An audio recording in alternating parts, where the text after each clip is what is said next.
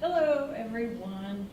So we're going to walk through the answer key for the sample 1040 assignment. So if you didn't know everything on it, that's okay. This is a learning experience. What I did want you to do is really go through it on your own, read through the forms, read through the instructions, try to figure out where things go. I like to do it with a partner because sometimes it helps to have two brains instead of one. Try to get through as much as you can and then use this as a way to check yourself. So when we're talking about our facts here, so we have Roberta Santos, and she's 41. She's single, which means she's not married. She lives in Illinois. It gives her social security number. It says she has a son, Jason, he's 17, and a daughter who is 18. It gives them their social security number. Now, so of course when we're talking about our return, really our first questions at the top of the return are, okay, what's going to be the filing status of the taxpayer, and does the taxpayer have any dependents? We're here, it says she's single, which means basically she's not married, but because she also has two dependent children, she's going to file the head of household filing status. Now getting to the point on Jason and June. They both meet, they'll meet all the relationship and the age test for a dependent child. And it doesn't really matter. It says here that she's filed a form 8332 to her ex-husband regarding Jason in prior years, but in 2016 she decided not to do so. So we haven't really talked about that form in this class, but if you Googled it, you could figure out what it is. All it is a form that allows the father to be able to take the dependency exemption for his son, Jason. Because remember I said that in a divorce situation or where you're talking about children with two parents, it's okay if the parents agree amongst themselves who is going to get to take the dependency exemption, and it may or may not be the person who actually provides more than half of the support. That's okay with a divorce situation. So here, since she didn't give Wayne that form in 2016, Roberta is going to be able to take a dependency exemption for both Jason and June. So if we're looking at Roberta's tax return here, I've got a document camera. We've got Roberta Santos. We have her address in Springfield, Illinois. We have her social security number there on the right. And you can see here we have a checkbox for head of household. And then we go down to her exemptions. We can see she's getting an exemption for herself. Don't ever forget that. When you're doing a return, sometimes students just want to think about the exemptions for their dependents. But you also get an exemption for you, the taxpayer, and if you're married, your spouse will also get one. So see here we have Jason and June, which are our dependents. She's also getting one for herself. So if we add up the columns here on the right, we have one exemption for Roberta and two for her dependent children, which gives us a total in box 6D of 3. Okay, 3 exemptions. So now moving on to some of the items of income listed in this return. So it says she has a salary of $80,000. That is absolutely going to be gross income. Where is salary going to be reported on the return? So let's look here, line 7, $80,000. Let's see if I can get this to be kind of even. It's kind of a funky camera here. I don't have an even surface. Hold on. There we go. So we have an $80,000 income right here for her salary. You can see right there, $80,000. Okay. Now we have an inheritance that she received from her aunt. So inheritance, as you will recall, is one of those exclusions from gross income. We do not have to include the inheritance in gross income. We also do not have to include the gift in gross income. Let's see, it says she received a gift. Hold on a minute. Let's see, it says she received I'm looking for the information on the gift.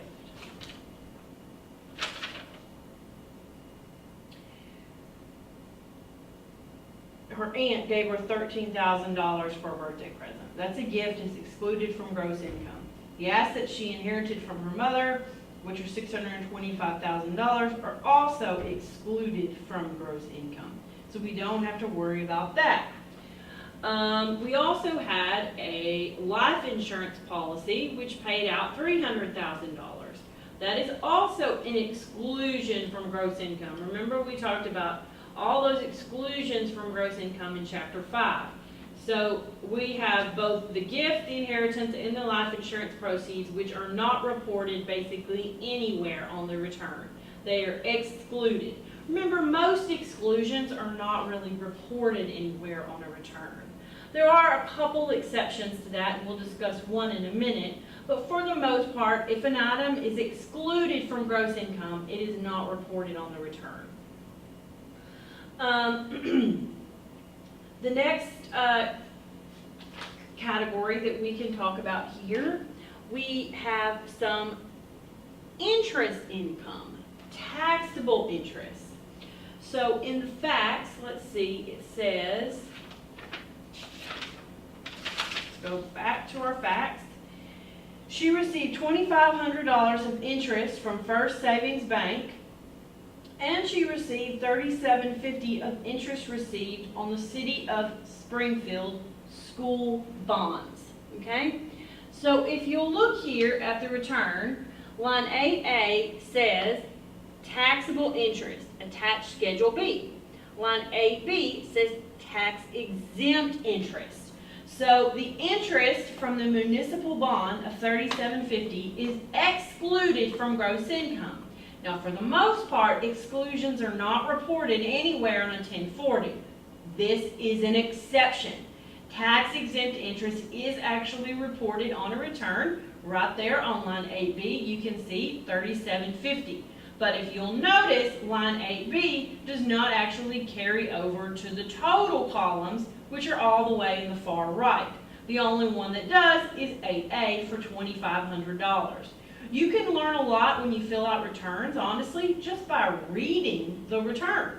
It takes a while, but if you read it and see what they're trying to get you to do, a lot of it will make sense. Notice it says on 8A, attach Schedule B. So let's go to Schedule B.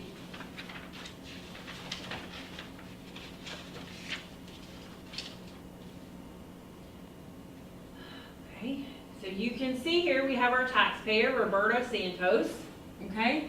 And she has, in Schedule B, we have, I'm going to try to zoom in just a little bit. I know that's quite large, but we have school bonds here. We have the First Savings Bank interest income of $2,500. And then we have our City of Springfield school bonds, which are entered in at 0. Why? Because they are tax exempt. So then we enter our total, which is down here on line 2. We have $2,500 total. And then line 4, we are basically totaling again. Okay? So that is all for our interest income. We're going to come back to this form when we talk about dividends. Okay? Let's go back to our 1040. Okay, and the very next line on our 1040, line 9A, says dividends, ordinary dividends or qualified dividends. Okay, so it says in the facts, she received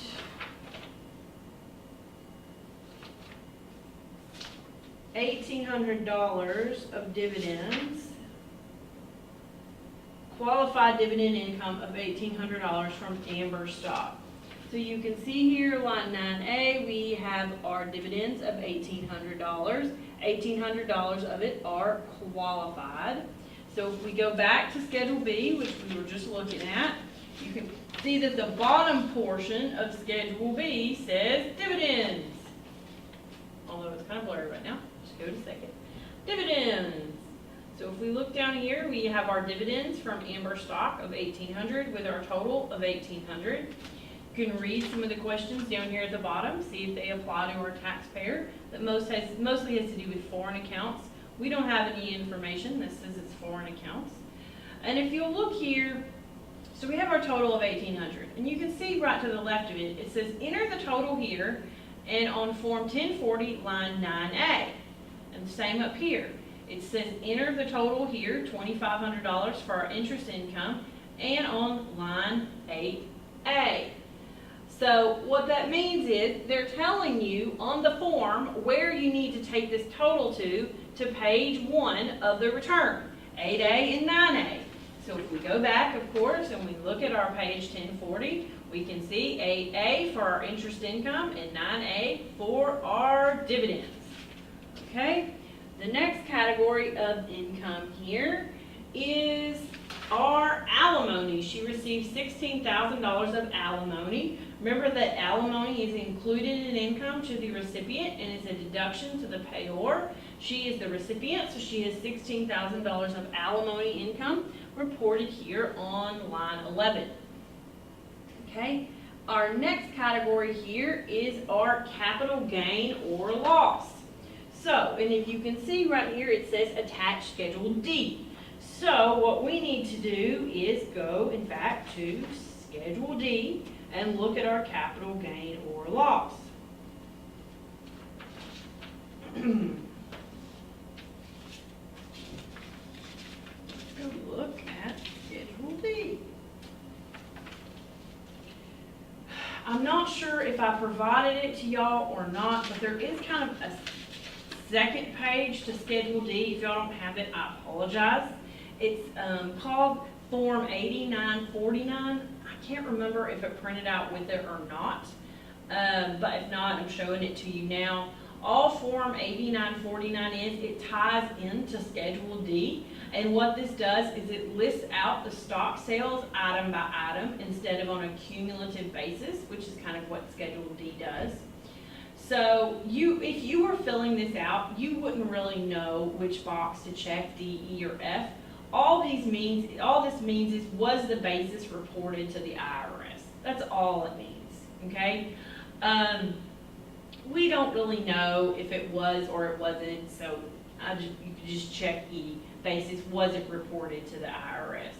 So we have our two different stock sales that occurred during the year, and we have here the date that they were acquired and then the date that they were sold. Why do we need to know that? Well, we need to know if it's a long-term or a short-term capital gain or loss, right? If it's held for greater than 12 months, it's long-term. For 12 months or less, it's short-term. This is our amount realized, this column here, and then this is our basis, which produces, when you subtract this column from this column, it gives you the amount of gain or loss.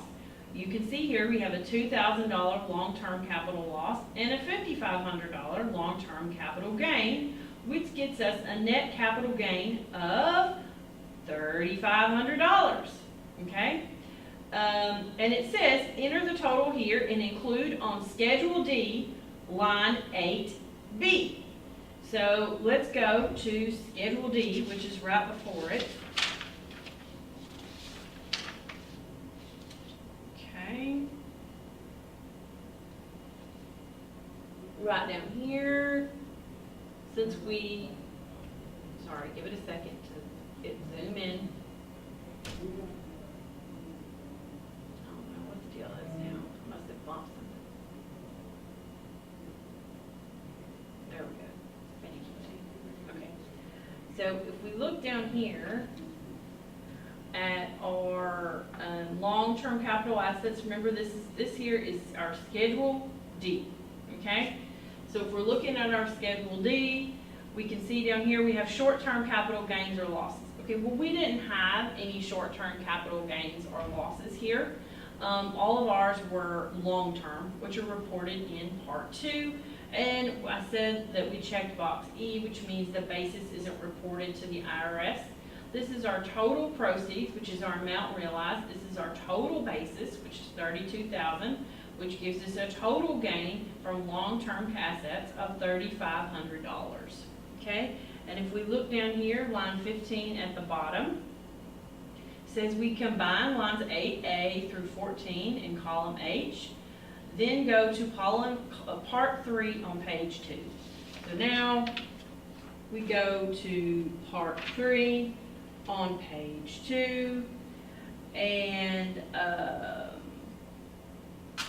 we would enter that number right up here in line 16. And it says if line 16 is a gain, which it is, enter the amount from line 16 on 1040, line 13. Okay, so if we go back to our page 1, you can see right here, line 13 is our $3,500.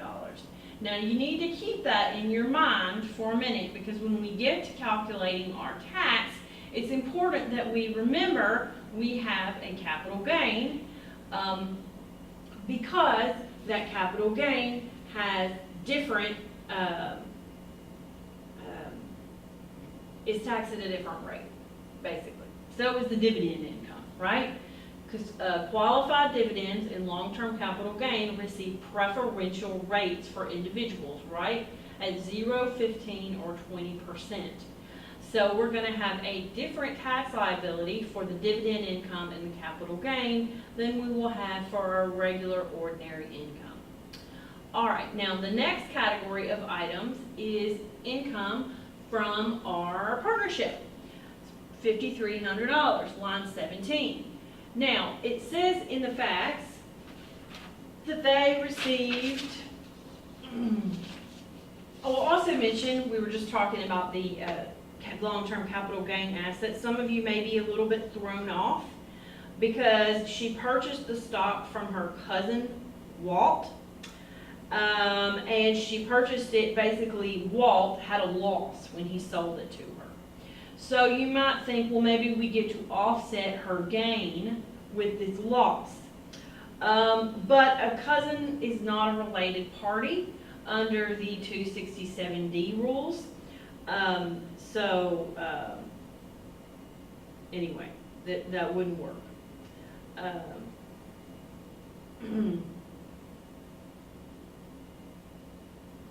And in any event, she sold it for a loss. So she had a $2,000 loss when she sells it, and it's not going to help you, those gain offset rules from a related party, if she actually has a loss when she sells it. So that doesn't actually help her out at all. Now, sorry, back to the deal with the partnership. So with the partnership, she receives her distributive allocation of $5,300. It says this is passive taxable income. It also says she receives a distribution of $4,800. Now remember, I talked about this, I believe it was in chapter 4. A partnership is a pass-through entity. So that means all income and loss is reported at the partner level. How much tax she pays is based upon her distributive allocation, or her distributive share. The actual distribution is not taxable. So her tax liability is $5,300, not $4,800. $4,800 is just the amount of cash that she's receiving from the partnership, and that is not actually taxable.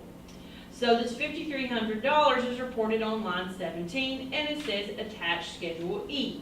So let's go to Schedule E. So if we're looking at this Schedule E, you can see up here at the top, Part 1 is income or loss from rental real estate and royalties. We don't have any rental real estate or royalties here, so let's keep going. Look at page 2. It says Part 2, income or loss from a partnership and an S corp. Bingo! That's where we need to be. And note that on each of these forms, we have the taxpayer's name and the taxpayer's social security number at the top. That's very important. We want to make sure we're tracking that and we're keeping up with that. Okay? So you put that at the top of every page. So see here we have our partnership. This is who is paying, ST partnership. It's a P for a partnership. It's not an S corporation. It tells you in the facts. And it also says that she has passive income. So it matters whether it's non-passive or passive for some different rules in the code that we're not going to worry about. But it does say that she has passive income, and it's reported here in column G of $5,300. That total is carried through right here at $5,300, which gets us to total at $5,300. Keep totaling it down, $5,300. It says enter the result here and on line 41 below. So line 41 is basically our total income or loss from page 1 and page 2, which is $5,300. So that carries through to line 17 of page 1, $5,300. It also says she received a prize in the grocery store for being the 100th customer of $750. That is going to be reported on line 21, miscellaneous income. $750, which gets us our total gross income of $109,850. Now, remember the last line on the page, line 37, is our AGI, our adjusted gross income. We don't have any above the line deductions in this problem. You will have some in your actual 1040 assignment, but here we don't have any, which means our adjusted gross income is our gross income of $109,850. Now let's go to page 2. Okay, you can see up here at the top, in just a second when it stops being blurry.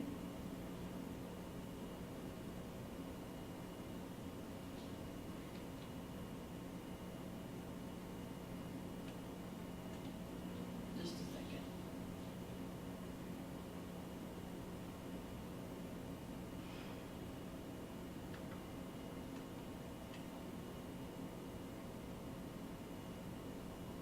Actually, this is a good time for us to pause and start a new video, and I'm going to figure this out. So you'll see lecture 2.